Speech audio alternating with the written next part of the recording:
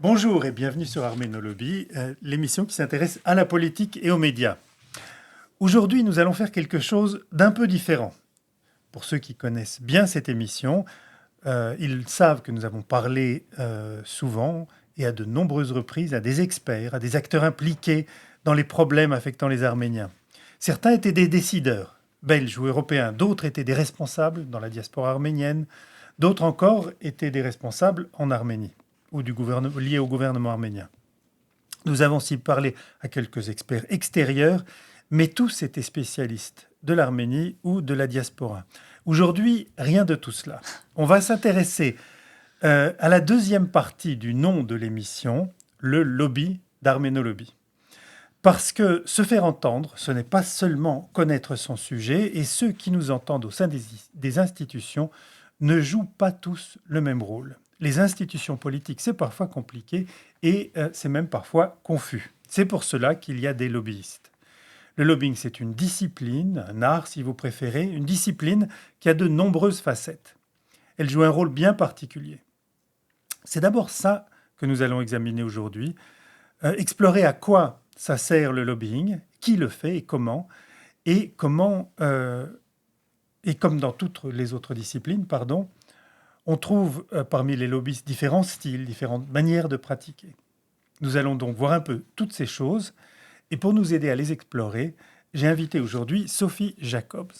Sophie Jacobs, bonjour. Bonjour. Alors, vous travaillez dans une grande société de lobbying, je crois qu'on peut dire une société de lobbying ou de public affairs, on dit peut-être, qui s'appelle Grayling.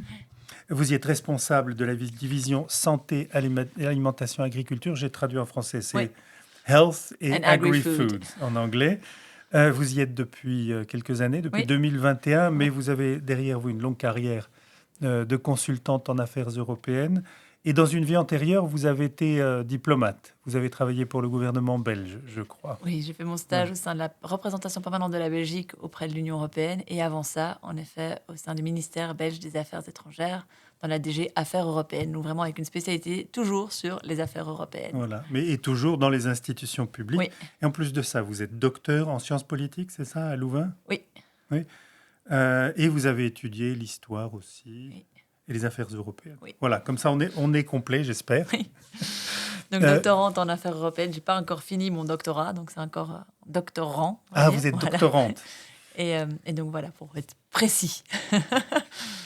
Bien, merci. Est-ce que il y a des choses à ajouter que vous voudriez que nous sachions sur vous?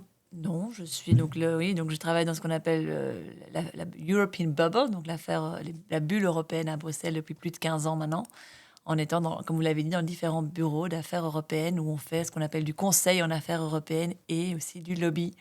Même si certaines personnes n'aiment pas ce mot lobbying, voilà, c'est mon boulot principal au quotidien. Et alors, la société Grayling, qu'est-ce qu'elle fait? Alors, Grayling, c'est ce qu'on appelle donc justement une boîte de consultance en affaires européennes à Bruxelles, mais qui a aussi des bureaux partout en Europe et même dans le monde, qui fait donc du lobby dans les différents États aussi. Et donc, leur bureau de Bruxelles, eux, se centralisent spécifiquement sur les institutions européennes, en partenariat avec tout notre network, tout notre réseau européen et même mondial. Et vous travaillez pour... Quels sont vos clients? Quel genre de clients est-ce dans que vous ma avez? practice, donc comme vous l'avez dit, moi je m'occupe de la practice agroalimentaire et santé. Et donc dans ma practice, ce sont essentiellement alors des producteurs de food producers, donc des producteurs alimentaires de nourriture, mais aussi désolé, les mots viennent en anglais, des retailers, donc des distributeurs, et puis aussi des boîtes pharmaceutiques pour la partie pharma, mais aussi tout ce qu'on appelle trade associations, sont des regroupements d'entreprises qui se mettent entre elles. Des fédérations d'entreprises. Des fédérations d'entreprises, voilà. Mais aussi, alors tout à fait de nouveau dans le domaine pharma, ce qu'on appelle des groupes de patients, donc patient group, qui sont des patients qui se mettent ensemble pour essayer de défendre leurs intérêts autour d'une maladie spécifique. Ah oui. Et qui ont les moyens de se payer les services d'une société professionnelle comme la vôtre. Oui, alors pour eux, on fait, bien sûr, il y a différents services qu'on peut offrir. Et souvent, souvent, ils sont parfois sponsorisés aussi par des boîtes pharmaceutiques. Ça arrive, ou bien c'est en effet un regroupement de patients qui arrivent à trouver des financements pour faire du lobby au niveau européen. Et parfois, ils ont des financements même qui viennent de l'Union européenne aussi. Oui.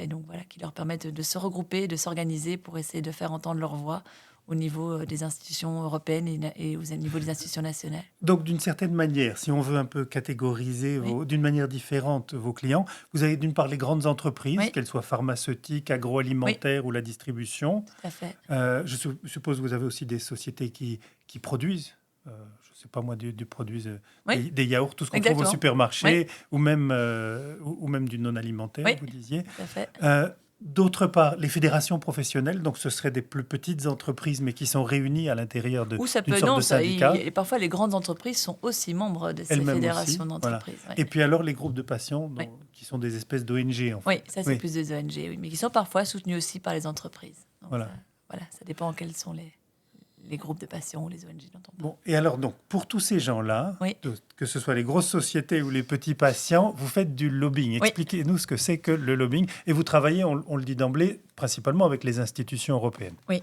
Alors, qu'est-ce que c'est le lobbying? Et voilà. Mais en fait, dans le premier temps, ce que nous, on fait essentiellement, c'est d'abord informer. Informer d'abord nos clients sur ce qui se passe au niveau européen. Et sur cette base-là, décider avec eux l'impact que certaines décisions européennes peuvent avoir sur l'économie européenne, sur certains patients, de nouveau pour parler des patients. Et des décisions donc, qui vont être prises ou qui sont discutées actuellement, mais qui n'ont pas encore été arrêtées. Oui. Et donc, du coup, sur cette base-là, on développe ce qu'on appelle des campagnes de lobby, où on va essayer de voir, qu'est-ce qu'on va essayer de changer dans les discussions actuelles, comment on va essayer d'orienter la décision pour qu'elle soit le plus profitable possible, bien sûr, pour mes clients. Et donc, comment on fait ça? D'abord, on analyse d'abord les textes qu'on a devant nous, qui sont souvent les propositions de directives ou de règlements. Je ne vais pas aller dans les détails, mais voilà. Et puis, sur cette base-là, on essaie de voir qu'est-ce qu'on pourrait changer. Et on va voir les institutions européennes. Alors, les 3 plus grosses institutions qu'on va voir sont généralement le Parlement européen, le Conseil de l'Union européenne et la Commission européenne, en fonction, bien sûr, du niveau dans lequel on est. Donc, si on est au niveau du draft, donc de la rédaction de la proposition, on va d'abord aller auprès de la Commission pour essayer d'influencer la rédaction même de la proposition législative. Oui, parce que les propositions viennent toujours de la Commission. Oui, la Commission a le monopole d'initiative, donc c'est elle qui va proposer la loi. Donc, la proposition législative vient de la Commission qui va la déposer auprès du Parlement et du Conseil de l'Union européenne. Et puis, ces 2 institutions, donc pas pour toutes, mais pour la grande majorité des décisions, vont devoir se mettre d'accord et adopter tous les 2 leur position sur cette loi. Et c'est enfin, quand ils seront arrivés à un compromis, qu'on aura le texte adopté. Bon, je simplifie assez fort ici. Oui, mais donc d'abord, vous vous informez. D'abord, on s'informe. Ça, c'est le point important. D'abord, on s'informe. Ensuite, on identifie qui sont les personnages, entre guillemets, clés dans ce processus décisionnel. Donc, qui sont les gens de la commission impliqués. La commission, c'est quand même très vaste. C'est beaucoup de différentes directions générales. C'est beaucoup d'unités. Donc, il faut voir dans la commission qui est en charge. Il y a un des commissaires qui est responsable de votre dossier. Il y a un des commissaires, il y a son cabinet. Puis, bien sûr, il y a la DG, donc un directeur général. Et puis, dans la direction générale, il y a un directeur. Il y a un head of unit, un chef d'unité. Et puis, la personne, en fait, le policy officer, comme on dit en anglais, qui lui est celui qui hold the pen. Il est peut-être pas le stagiaire, mais en tout cas celui qui rédige. Et puis ça va repasser cette proposition de loi, bien sûr, va devoir être adoptée à tous les niveaux. Donc on essaie d'identifier à tous les niveaux qui est en charge de quoi, et on essaie de les rencontrer pour leur expliquer notre position.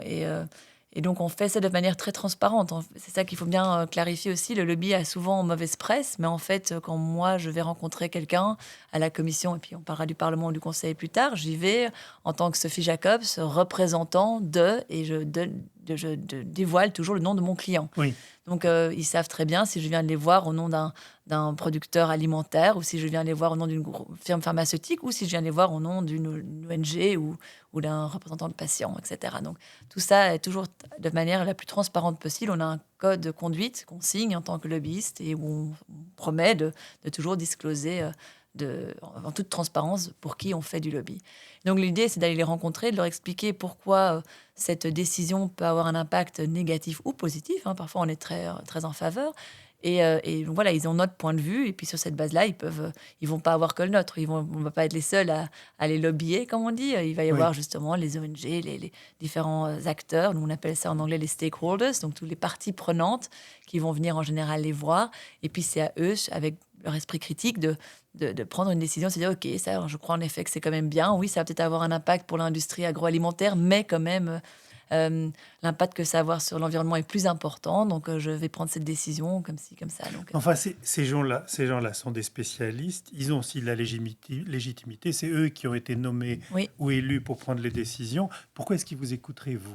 Alors déjà, au niveau de la commission, ils n'ont pas été élus. Ce sont des fonctionnaires européens. Non, mais le commissaire a été nommé par son Oui, gouvernement. mais Oui. souvent, on parle plus au niveau de l'unité. Oui.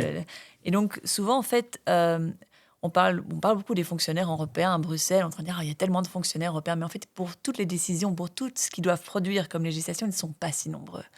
Et donc, ils sont même intéressés par écouter qu'est-ce que ça va avoir comme impact sur l'industrie, sur l'environnement, sur différentes choses, parce que ça leur donne une information. Je pense que la majorité des fonctionnaires européens sont des gens intelligents qui pensent faire bien les choses. Ils ont souvent un idéal qu'ils défendent, mais parfois ne se rendent pas toujours compte de l'impact que la décision qu'ils sont en train de prendre sur la table peut avoir sur l'industrie. Donc, ils sont preneurs de vos conseils. Oui, de votre ils les avis. suivent ou ils les suivent pas. Ça, c'est après à eux de voir, et c'est justement à eux qui doivent faire. Pour moi, ils doivent faire preuve d'un bon esprit critique pour pouvoir bien comprendre que voilà, là, ils ont. Pour donner un exemple, voilà, le lobby qui vient défendre l'intérêt du secteur agroalimentaire va peut-être mettre le point sur soulever certains points que ne va pas soulever une ONG environnementale. Donc après, il faut voir un peu qu'est-ce qui joue dans la balance et qu'est-ce qui va leur permettre de prendre la meilleure décision. Ils ont des études d'impact qu'ils font aussi. Nous, parfois, là, récemment, il y a toute la législation sur le packaging, donc l'emballage, où on trouve que, par exemple, l'étude d'impact qui a été faite sur les gestions est très faible, beaucoup trop faible. Et donc, on essaie de leur dire, mais votre étude n'est pas... Étude d'impact environnemental? Oui, donc en fait, chaque fois maintenant, ils sont obligés, chaque fois qu'ils viennent avec une nouvelle proposition législative, de faire une étude d'impact, de l'impact que cette législation va avoir sur l'économie, sur la société, sur l'environnement, etc. Et donc, voir si c'est faisable ou pas. Donc, c'est l'idée. Maintenant, ces études d'impact sont parfois très bien documentées, très bonnes, et parfois un peu plus légères. Oui. Et donc, voilà, par exemple, typiquement, celle-là, l'industrie, parce que là, pour le coup, je défends l'industrie au niveau dans ce domaine-là, et là, l'industrie trouve que l'étude d'impact n'a pas été assez loin et assez dans les détails. Et donc, on essaie de leur dire, voilà, alors bien sûr, l'étude d'impact, il y en a plein qui sont avec de nouvelles études d'impact, et à la fin, la commission est un peu en train de dire, mais voyons, tout le monde fait dire n'importe quoi. Oui. Ça, c'est un peu le souci. C'est pour ça que je crois qu'ils doivent vraiment avoir preuve d'un bon esprit critique, et je crois que c'est pas facile d'être à leur place, parce que voilà, il y a en effet une grosse boîte de fast-food qui est arrivée avec une étude d'impact sur le réemploi, une autre qui arrive, une ONG environnementale qui arrive avec un impact qui dit exactement le contraire. Bon, au moment, c'est à eux aussi d'analyser, de regarder, de voir ce qui est le plus crédible. C'est finalement juste un élément de l'argumentation. Exactement.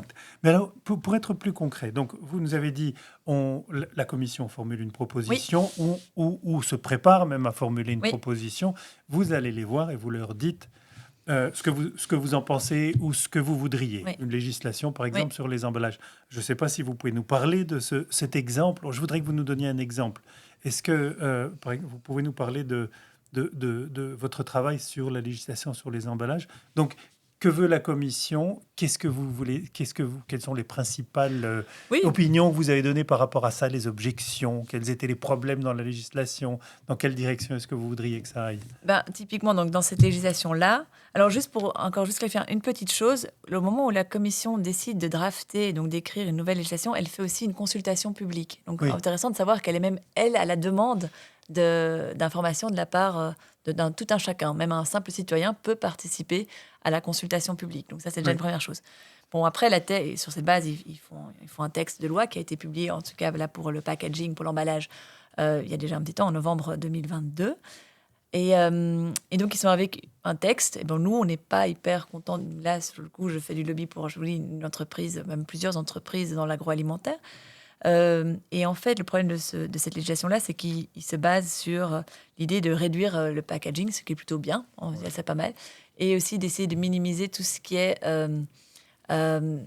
ils ont décidé de bannir certaines formes de packaging. Alors, pour un de mes clients, par exemple, c'est très problématique parce que son packaging va être banni. Il y a une annexe aux législations qui bannit toute une sorte de packaging. Et lui, en fait, a investi beaucoup d'argent pour faire un packaging le plus recyclable possible. Et donc, on dit, mais voyons, on va bannir un packaging qui est extrêmement recyclable maintenant, parce que j'ai investi beaucoup d'argent pour faire quelque chose qui est monomatériel, voilà, très recyclable, pour le remplacer alors par quoi? Quelque chose de réutilisable. Dans le style de Tetra Pak, qui est compliqué mais recyclable. Voilà, Tetra Pak, ça va un peu plus compliqué, mais là, par exemple, tout ce qui est... ça va loin. Donc là, par exemple, tout ce qui est petits sachets que vous pouvez avoir pour les sauces ou les sachets... voilà, il y en a qui ne sont pas du tout recyclables parce qu'ils sont multi-layer, donc c'est très compliqué. Mais il y a maintenant certaines entreprises qui investissent beaucoup d'argent pour faire des sachets qui sont presque dissolvables dans l'eau après. Donc voilà, mais maintenant, on leur dit, en fait, ça va être banni. Oui, donc il y a des choix techniques à faire. Voilà, et donc du coup, ils sont là, attendez, vous auriez pu nous dire déjà il y a quelques années, parce que déjà, tout l'investissement, et puis en même temps, on va remplacer alors par quoi?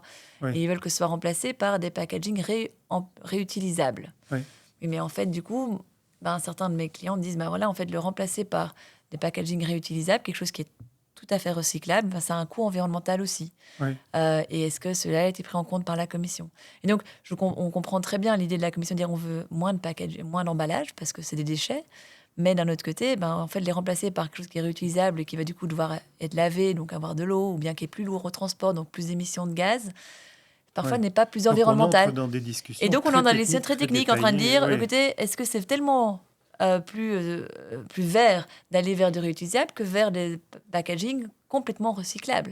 Bref, c'est des questions un peu comme ça. Et ce qui est drôle, c'est que parfois, quand on soulève certains points auprès de la Commission, ils ne sont pas toujours au courant. Non. Et donc, mais je ne savais pas que c'était très recyclable, parce que depuis, ça a évolué. Vous vous basez sur des packaging des années 2010. On est en 2023. En 2023, cette forme de packaging-là a fort évolué.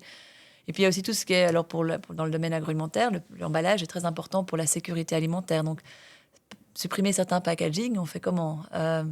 On va mettre... comment on va distribuer ces sauces alors, ou par exemple, si on revient sur les sauces, dans des bouteilles qui restent ouvertes sur la table pendant combien de temps? Parce que dans les restaurants, n'est pas le seul critère. Non, mais alors du coup, là, on va vous dire, cette bouteille était ouverte, refermée. Comment on peut garantir la sécurité de ce qu'il y a encore dans la bouteille? Donc, c'est des choses comme ça. Ça, c'est vraiment du détail. Pardon. Oui, mais alors, donc, la Commission a annoncé qu'elle voulait préparer une législation. Vous êtes venu donner votre opinion. Qu'est-ce qui se passe après? Vous rentrez à la maison et vous espérez... Et on croise les doigts. Et vous espérez... Non, d'abord, il faut savoir aussi qu'avant de donner notre opinion, c'est fort réfléchi. Tout ce qu'on met sur papier, on le réfléchit. C'est ce qu'on appelle vraiment le développement du narratif. Donc, vraiment, tout ce qu'on va mettre sur papier, on va l'argumenter pour essayer d'être sûr qu'on a vraiment une justification derrière tous nos arguments. On ne va pas qu'à la Commission, là, je vous ai parlé de la Commission, mais on va aussi, après, évidemment, au Parlement et au Conseil, qui vont être les prochains à analyser le texte et à faire des amendements, donc proposer des changements sur le texte. Et donc ça, vous voulez être là avant que le texte arrive? On veut être là on veut être là quand leur texte arrive sur le bureau des parlementaires européens ou des représentants permanents des différents États membres au niveau du Conseil. On veut être là et on veut leur proposer des changements qu'on estime adéquats. Alors on va les voir et on leur propose de nouveau nos changements. Donc s'ils acceptent de nous voir, tous n'acceptent pas de nous rencontrer, ça dépend fort des parlementaires. On a certains parlementaires qui décident qu'ils ne parlent pas à l'industrie, par exemple. Ah oui? Oui, ça arrive, c'est particulier, mais c'est leur droit. Et donc, on leur propose, nous, avec nos arguments, de faire des changements. Et puis après, on va avoir d'autres... On essaye d'avoir des amendements qui sont tablés. Donc, on dit tablés en français, qui sont déposés. Voilà, déposés, je pense. On sent qu'on travaille en anglais. Oui, je suis désolée. Et donc, ils sont déposés. Ils sont soumis, déposés, voilà. Et donc, après, une fois qu'on voit que nos amendements ont été déposés par peut-être certains parlementaires, on essaie bien sûr de convaincre alors les autres parlementaires, par exemple, de voter en faveur de nos amendements. Et donc, pour tout ça, c'est toujours une fête des discussions. C'est beaucoup de discussions, c'est beaucoup de relations humaines, en fait, où on va voir les gens, on leur explique. Et bon, il y en a qui sont plus ouverts que d'autres, il y en a qui comprennent nos arguments, il y en a qui ne les comprennent pas. Chacun est libre, on est dans un pays libre, une démocratie. Donc voilà, on peut tous aller développer nos arguments et on peut tous essayer de convaincre les gens. Ça fait partie du lobby. C'est essayer de convaincre sur base d'arguments quand même assez solides et bien développés, bien sûr. Oui. Mais alors, et les arguments pour convaincre? C'est-à-dire parler de la panoplie. Donc, au départ, on va voir quelqu'un, on leur explique. Oui. Mais ça va au-delà sans aller jusqu'à un versement sur leur compte en Suisse. Non, ça ne fait pas. Ça, on ne fait pas. Ce que vous ne faites pas, bien sûr, et si vous le faisiez, vous ne le diriez pas. Mais Non, je suis certain que vous ne le faites pas, mais je pense que ça existe. On sait très bien il y a eu ça en matière de ouais. lobbying, oui, nous savons tous que ça existe. Euh, mais évidemment, les sociétés professionnelles comme la vôtre Ouais. ne peuvent pas se permettre Non. de détruire la réputation avec des choses de ce genre-là. Par contre, il y a d'autres outils que simplement la conversation avec le député ou le Il y a fonctionnaire. d'autres outils. Oui. D'abord, il y a déjà, donc, comme je vous dis, toute la discussion, toute l'argumentation qui est créée donc, sur base alors, de chiffres, d'études qu'on a pu commander pour montrer l'impact que ça peut avoir. Et puis maintenant, de plus en plus, ce qu'on remarque aussi très fort, qui fait vraiment partie de notre boulot maintenant de lobbyiste, qui ne le faisait pas, que je ne faisais pas au début de ma carrière, c'est tout ce qui est réseaux sociaux. On a toute une communication maintenant aussi au niveau des réseaux sociaux, que ce soit LinkedIn ou X, ou bien voilà, ça s'utilise aussi pour essayer de faire passer nos arguments au large panel de gens et essentiellement des décideurs. Avec LinkedIn, on peut vraiment faire des campagnes ciblées sur vraiment les décideurs politiques. Donc, malgré tout, c'est les médias sociaux, mais ciblés vers les décideurs européens. Oui. C'est pas vers le grand public. Non, on peut le faire vers le grand public, ça peut. Si vous avez un argument qui passe très bien au niveau du grand public, ça peut aider, puisque surtout les parlementaires, dans une année comme la nôtre, qui est une année électorale, si le grand public est de votre côté, vous pouvez essayer de jouer avec ça, bien sûr, mais nous, en général, c'est plus vraiment visé vers les décideurs. Donc, les campagnes sur les réseaux sociaux, et puis alors la presse. Donc, la presse, c'est de nouveau la presse assez spécifique au niveau européen, dans mon cas, mais donc qui va être lue, en fait, par les gens de la Commission, par les parlementaires. En Belgique, on a plusieurs médias européens on sait qui sont très fort lus par ces personnes-là. On essaye d'avoir ou un contact avec un journaliste qui veut bien écrire un article avec nous ou interviewer notre client sur ce sujet. Ou alors, au niveau européen, ce qui est aussi dans ces médias européens, ce qu'on appelle des op-ed, c'est des open editorial. Et ça, c'est des sections que vous payez, en fait, le journal pour avoir un article qui vous publie, vous, en fait. C'est tout à fait disclosé de nouveau que c'est écrit par cette société-là ou par cette ONG-là, mais qui explique son point de vue. Et ce sera dans quel genre de journal ou de magazine? Politico le fait, Euractiv, donc vraiment les publications spécialisées sur les institutions européennes. Exactement, les spécifications. Oui, parce que par exemple, c'est quelque chose qui ne se fait pas, on le retrouve pas au niveau belge, par exemple. Oui. Dans les journaux belges, on n'a pas... Mais donc, c'est vraiment un univers européen, la bulle, comme il dit. Oui, et en fait, très fort, mais c'est parfois ça où nous, en tant que lobbyistes au niveau européen, on oublie parfois que... Il y a donc, je vous ai parlé du Parlement et de la Commission, puis il y a le Conseil de l'Union européenne, mais le Conseil de l'Union européenne, qui siège au Conseil de l'Union européenne, ce sont les représentants des États membres. Et donc, quand on veut influencer le Conseil, on peut aller auprès des représentants, donc ce qu'on appelle les représentations permanentes des États membres à Bruxelles. C'est les ambassades, en fait, des différents États membres à Bruxelles qui ont leurs personnes qui siègent au Conseil. Mais on peut aussi aller au sein des capitales européennes, puisque souvent la position d'un État membre va être développée au niveau national, au niveau du ministère. Par exemple, si on parle de packaging, au niveau du ministère environnement du pays, c'est là où ils vont développer la position, par exemple, de la Pologne sur ce sujet-là. Et puis, ils vont l'envoyer à leur ambassade ici, donc à la représentation permanente de la Pologne auprès de l'Union européenne, et puis qui va aussi en discuter avec eux. Mais donc, en fait, pour influencer le Conseil de l'Union européenne, souvent, il faut aussi aller dans les États membres, rencontrer des gens des ministères. Dans 27 États membres Grayling est présent dans la majorité des États membres, donc on peut nous faire appel alors aux bureaux nationaux qu'on a sur place, ou bien parfois on va avec nos clients sur place aussi, on leur dit ce serait bien d'aller voir, et on essaie d'organiser des rendez-vous au niveau national. Alors maintenant, le plus facile pour nous à Bruxelles, c'est quand même d'aller au niveau des ambassades, comme je dis, donc des représentations permanentes, ça on essaye de le faire d'office, mais parfois c'est encore mieux d'aller en effet au niveau des capitales, comme on dit. Oui. Donc ça, on fait aussi pas mal. Oui. Et effectivement, cette complémentarité, c'est dans la nature, je souligne, je répète ce que vous avez dit, mais c'est dans la nature du Conseil de l'Union européenne que d'être composé des représentants des États membres. Et donc, il faut agir au niveau de chacun des États membres. En fait, les trois institutions européennes, donc la Commission représente l'intérêt de l'Union européenne, donc c'est fait de fonctionnaires européens. Et on a le Parlement qui représente l'intérêt des citoyens, et donc ce sont nos parlementaires européens qu'on a élus. Et le Conseil de l'Union européenne représente l'intérêt des États membres. Et donc, ce sont les représentants des États membres qui sont au Conseil. Oui. Il y a les trois institutions, donc il faut jouer sur les trois. Et alors, bien sûr, les messages qu'on fait passer ne sont pas toujours les mêmes en fonction de à qui on parle. Oui. Puisqu'on sait que quand on parle à un politicien, comme un représentant, un MEP, donc un membre du Parlement européen, on va parler de manière tout à fait différente que quand on parle au fonctionnaire de la Commission européenne, qui lui est un fonctionnaire, un technocrate. Et puis, bien sûr, alors quand on va aux représentations permanentes, c'est plus des diplomates ou des gens des ministères, mais qui sont en fait délégués au niveau de Bruxelles, au niveau des représentations permanentes. Oui. Pardon. Donc le discours est différent. C'est un peu ça aussi. C'est le but, c'est notre rôle aussi en tant que lobbyiste par rapport à nos clients, c'est de leur expliquer, vous allez voir un tel. Alors il faut plutôt souligner ceci ou cela. Ça va plus parler à un politicien si on lui parle de l'impact que la législation va avoir dans sa région reculée d'Italie, par exemple.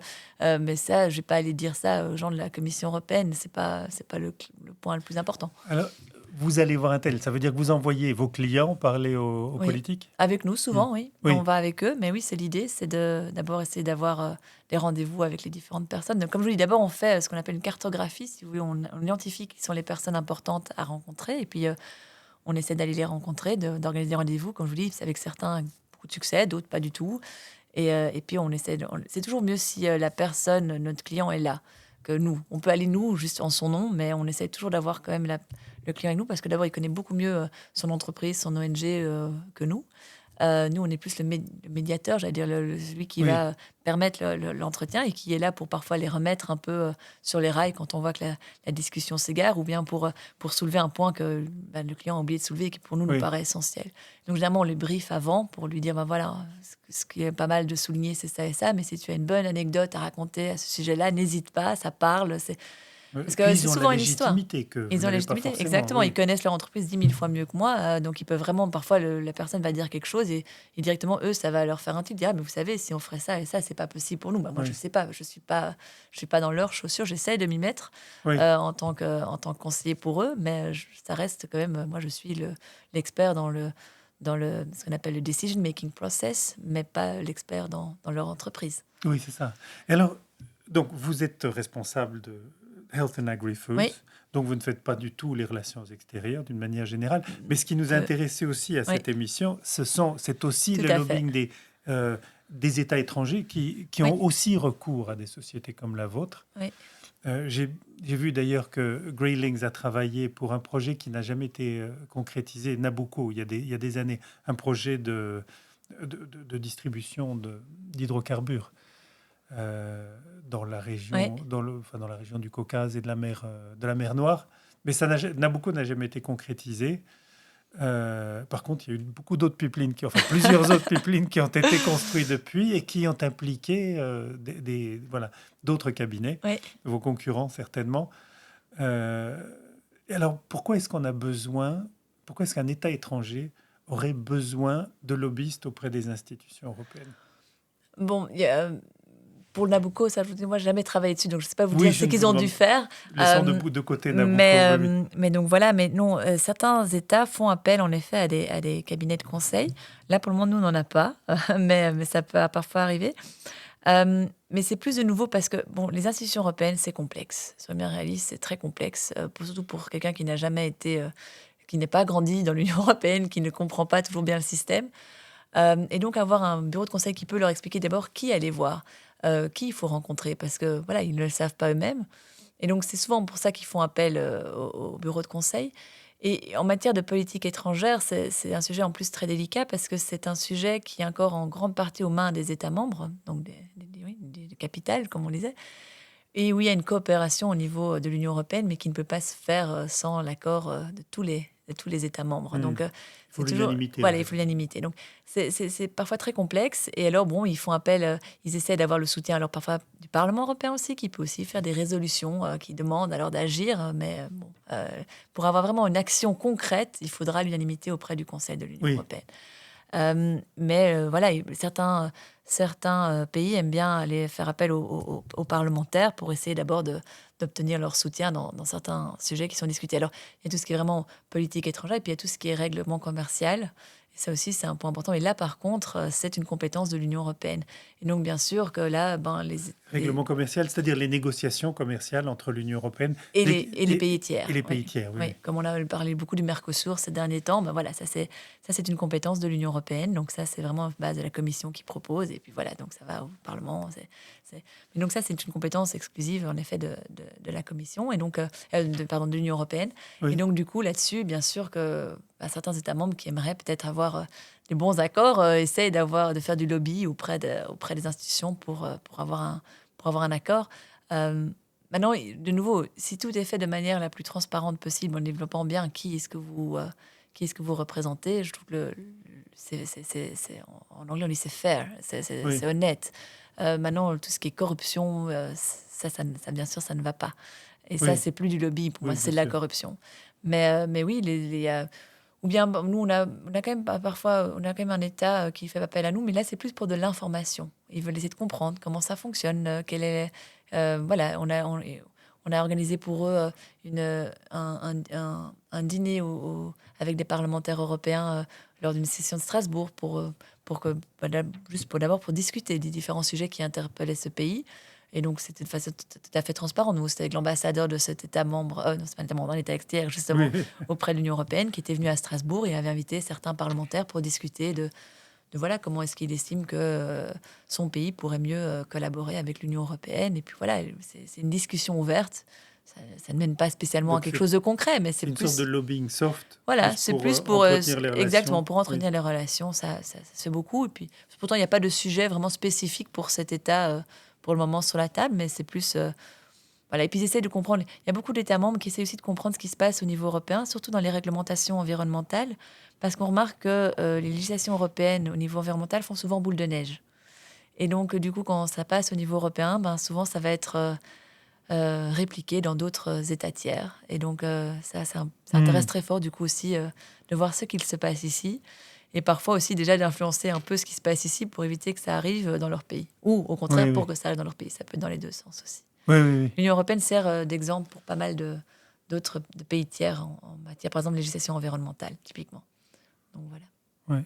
Et alors, vous me disiez, donc vous n'avez pas eu, vous n'avez pas eu de contact professionnellement avec des questions qui intéressent en particulier l'Arménie, Non, ou sur les malheureusement questions pas, non. arméniennes, ou l'adhésion de la Turquie, voilà, toutes ces questions-là. Vous n'êtes pas en mesure de commenter, mais peut-être que vous auriez des conseils à donner à ceux qui s'intéressent au lobbying dans le monde arménien. Pas Oui, forcément le gouvernement arménien, mais on va dire dans la diaspora, sur la meilleure manière euh, d'aborder les institutions européennes, puisque c'est de ça qu'il s'agit. Et alors, je vais quand même vous donner, euh, on va dire, de la matière. Peut-être pas, ok. j'allais dire une piste, mais plutôt de la matière. C'est-à-dire, il y a eu, les institutions européennes étaient foncièrement indifférentes à ce qui se passait dans le Caucase jusqu'au mois de septembre 2022. Et puis, il y a eu un virage au mois de septembre 2022 et l'Union européenne a commencé par envoyer une mission de monitoring à la frontière entre l'Arménie et l'Azerbaïdjan, et puis a accru l'importance de cette mission. Et maintenant, on voit que la coopération augmente, y compris en matière de sécurité.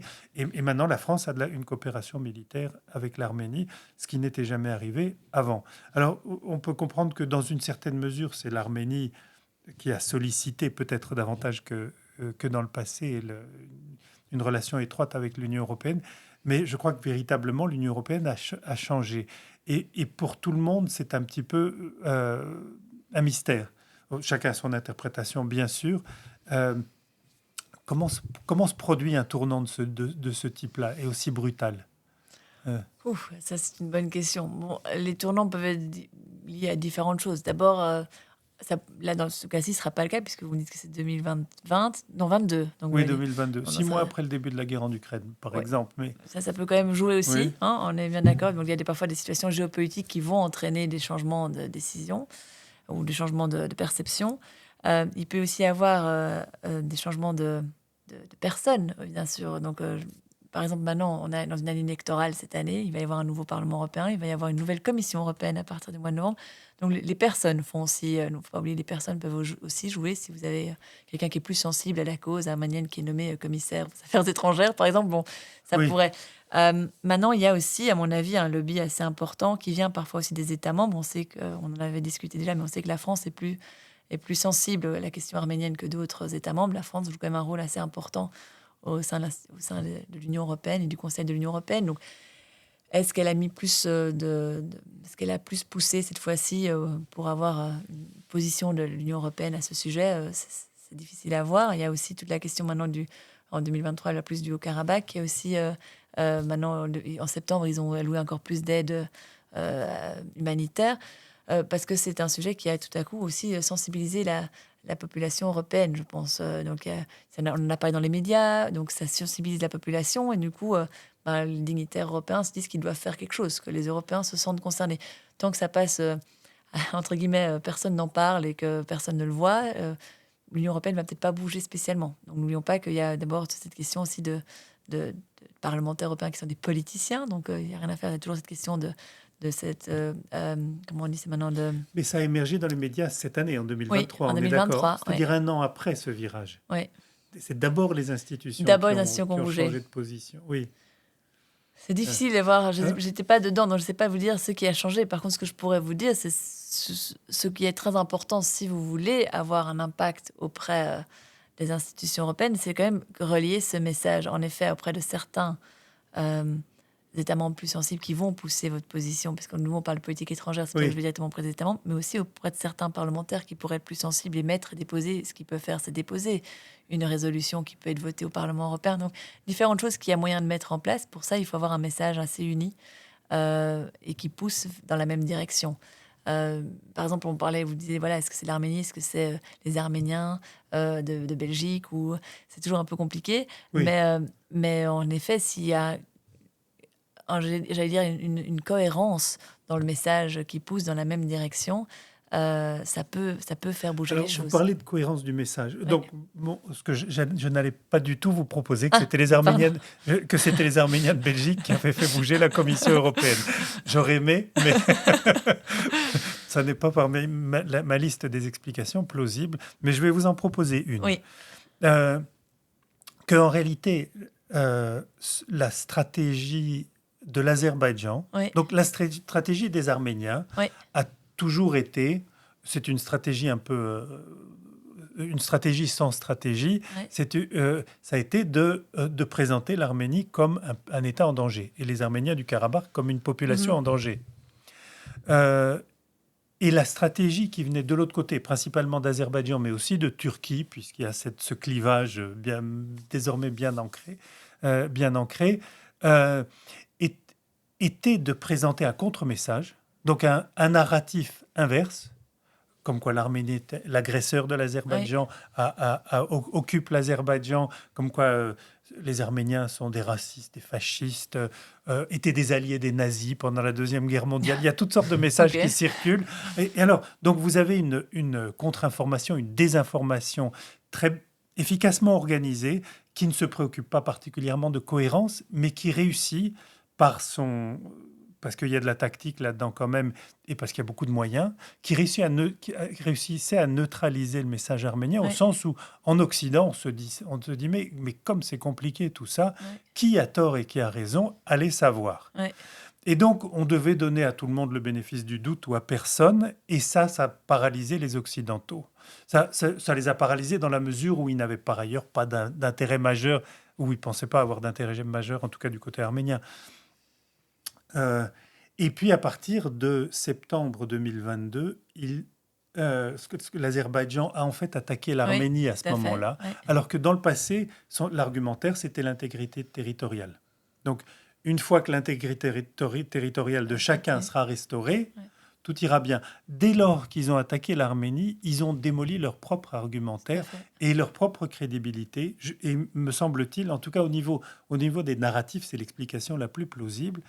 Et les Occidentaux se sont rendus compte, enfin, les uns après les autres, à la Commission, au Conseil, etc., tous ces gens qui passent rarement 5 minutes à s'intéresser au Caucase, se sont rendus compte qu'ils ont été trompés. Et d'ailleurs, celle qui a exprimé ça explicitement, c'était Annalena Baerbock, qui a dit « Aliyev nous a menti », et qui a fait rire tous les Arméniens qui entendent Aliyev mentir tous les jours depuis 20 ans. Mais donc voilà, ça c'est mon explication et qui montre un petit peu, enfin si elle était justifiée, comment le lobbying peut fonctionner et puis aussi comment au niveau des narratifs et quelles peuvent être ses limites. Je ne sais pas si vous avez une réflexion à faire là-dessus. Non, par ailleurs, il y a le gaz aussi. Une autre explication, je pense que c'est le c'est gaz. aussi les grandes explications malheureusement. que ça joue beaucoup, mais que la situation du Caucase est compliquée et que c'est vrai que pendant longtemps, l'Union européenne n'a pas voulu trop s'en mêler de peur justement de se fâcher avec l'un ou avec l'autre, etc. Et que là, en effet, l'invasion par l'Azerbaïdjan, bon, ils ne pouvaient pas jouer la carte du on ne sait pas, on est neutre, on ne veut privilégier personne. Donc là, il y a quand même eu, à mon avis, aussi un réveil. Mais ça reste une situation extrêmement compliquée. Et je pense quand même que le fait de tout ce qui est désinformation, malheureusement, fonctionne parfois trop bien. Et que dans des sujets aussi complexes, et que du coup, ben voilà, c'est comme a joué l'Azerbaïdjan, on vous dit voilà, ils ont fait une désinformation assez forte qui a marché. Ça a marché en partie. Je pense que ça a marché aussi en grande partie parce que, comme vous dites, il y a le gaz, il y a toutes les discussions qui sont liées à ça. Et que l'Arménie par rapport à un pays comme d'autres, comme l'Azerbaïdjan, mais comme d'autres, n'a pas le même pouvoir non plus financier Oui. à mettre aussi malheureusement. La désinformation, ça marche? Ça marche trop bien, malheureusement. Vous l'avez vu au niveau des institutions européennes? Oui, on dans le d'autres voit. Mais domaines? alors, je vous avoue que parfois, c'est amusant de voir qu'on pense parfois que c'est vraiment les... Mais moi, je vois ça au niveau parfois même des ONG qui parfois ont des messages où nous, on les regarde, on se dit, mais c'est tellement ahurissant, anti-industrie parfois. Alors parfois c'est justifié, mais parfois c'est tellement ahurissant qu'on est Mais là. alors, Bon, c'est de l'idéologie, pas de la désinformation. oui, mais c'est parce que c'est basé sur parfois des chiffres qui Hmm. ne sont pas corrects. Donc là, l'idéologie, mais basée sur des chiffres qui ne sont pas toujours les plus cohérents non plus. Et on se dit, mais d'où vous sortez vos chiffres? Et parfois, il n'y a pas de... Et ça, c'est toujours le problème. On peut parler du lobby en général, mais c'est vrai que nous, quand on arrive pour défendre parfois une ONG, ben, on va être beaucoup mieux accueillis que quand on arrive pour défendre une industrie. Parce que l'industrie va directement avoir en train de se dire, oui, mais eux, ils sont biaisés. Mais par contre, l'ONG, on va tout de suite se dire, ah, eux, ce sont les bons, les gentils, ils ne sont pas biaisés. Mais parfois, c'est pas du tout le cas. Bon, bref, ça, c'est un autre sujet, mais c'est amusant de voir que parfois, on a des chiffres qui sortent de certaines ONG. On se dit, mais d'où vous sortez vos chiffres? Et qu'on n'arrive pas à voir les sources. Donc, la désinformation continue malheureusement à exister parfois. Mais c'est pour ça que je crois que, et je reviens sur ce que je disais au début. Par contre, je ne crois pas qu'on puisse dire que les ONG sont la principale source de désinformation. Pas du tout. Aussi. Non, c'est pas du tout ça que je veux dire. Là, je me fais très mal comprendre, pas du tout. Je dis juste parfois, ce qui est drôle, c'est qu'on pourrait croire que ça vient que justement, de lobby, mais pas spécialement. Mais je pense, et c'est pour ça que moi, je crois que chacun doit faire jouer son rôle. Et je pense, et je reste convaincue, et ça, pour moi, c'est le point principal, que le décideur doit se renseigner par lui-même aussi et doit savoir faire la part des choses et que ce soit au niveau de deux États qui viennent lui présenter la chose de manière différente, que ce soit au niveau des industries ou des ONG qui viennent lui présenter la chose de manière différente. Et c'est très, très important, le sens critique. Et ça, malheureusement... Donc voilà, je crois que c'est essentiel dans notre démocratie aujourd'hui, de tous les décideurs politiques et décideurs en général, de savoir faire preuve de sens critique et de ne pas croire tout ce qu'on leur dit et de tout ce qui tombe comme ça. Oui, ils ont en bout de course la responsabilité Exactement. de la décision. Mais alors, on va terminer rapidement, mais j'ai quand même une dernière question qui me chatouille, c'est que l'existence même des lobbyistes professionnels, qui ne sont pas donnés, il faut les payer, ça introduit un biais au niveau de l'accès aux institutions politiques, surtout aux institutions européennes, c'est-à-dire qu'il faut avoir les moyens de se les payer. Est-ce que ça, en soi, c'est pas ça ne biaise pas le type de législation qu'on finit par avoir, le type de politique que met en place l'Union européenne? On parlait à l'instant de l'Azerbaïdjan et de l'Arménie, l'Azerbaïdjan qui avait les moyens, l'Arménie non. Mais je ne sais pas, parce que j'ai l'impression quand même que beaucoup de... Parce que là, je vous dis, par exemple, on fait du travail pour les patient groups. Donc, il y en a certains, des patient groups, qui vont faire appel à nous et qui vont peut-être nous payer d'abord un fee beaucoup moindre que ce qu'on demande à l'industrie. Mais il y en a qui travaillent par eux-mêmes et qui sont parfois beaucoup plus écoutés que des grosses entreprises pharmaceutiques. Si vous allez voir certains parlementaires, vous arrivez en train de dire, je viens vous parler au nom des patients atteints de certaines maladies. Tout de suite, ils vont vous recevoir. Vous arrivez, vous dites, je viens vous parler au nom de cette grande boîte pharmaceutique. Vous dites, non, on ne parle pas. On ne parle pas à l'industrie. Donc, le financement, l'argent n'est pas le nerf de la guerre partout. En tout cas, non, je ne pense pas que ça biaise tellement, parce que je pense que justement, parfois, il y a un biais dans l'autre sens. En train de dire, quand l'industrie vient, on dit, c'est l'industrie, on va pas l'écouter. Alors que quand c'est des groupes de patientèle ou quand ce sont des ONG, etc., on va les écouter déjà au premier abord plus facilement. Maintenant, oui, c'est vrai que l'avantage d'avoir quelqu'un comme nous, on va développer des messages beaucoup plus clairs, beaucoup plus précis, que quelqu'un qui arriverait tout simplement, qui n'a jamais fait ça de sa vie et qui ne sait pas très bien quoi dire. Oui, Donc oui, mais ce n'est pas vraiment... Je pense pas que c'est tellement l'argent qui va tellement jouer, je pense. Et de c'est nouveau, le c'est professionnalisme le... qui compte finalement. Voilà, et je pense que quelqu'un qui Savoir ce qu'on a le à peut dire, faire le très dire à la bien bonne tout personne. soi-même Oui. et organiser son message tout seul, il sait le faire aussi. Mais voilà, faut le faire correctement, il faut savoir qui aller voir. Et de nouveau, je reviens sur le fait que finalement, à la fin, ce sera le décideur qui doit savoir accueillir tout le monde et écouter tout le monde. Et on va rester sur ce mot de la fin. Sophie Jacobs, merci Avec infiniment plaisir. de nous avoir J'espère que aidés. j'ai été claire et que j'ai pas... Vous avez été très clair, mais on sent qu'il y a encore beaucoup de choses à dire. Oui. Peut-être qu'on se reverra pour une nouvelle émission une autre fois. En tout cas, merci beaucoup de nous avoir accompagnés pendant toute cette émission, de nous avoir aidés à comprendre le lobbying. Et j'espère surtout que cette émission aura intéressé nos auditeurs. J'espère Et je aussi. leur donne rendez-vous à la prochaine émission pour une nouvelle séance de Armer nos lobbies. Merci beaucoup.